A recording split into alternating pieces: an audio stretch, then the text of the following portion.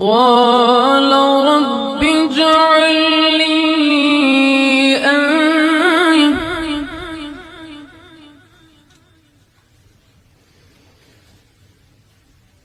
قال رب اجعل لي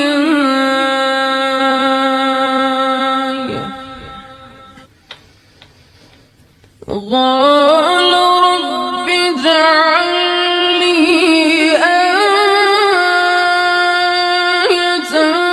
قال آيتك ألا تكلم الناس 3 ليال سويا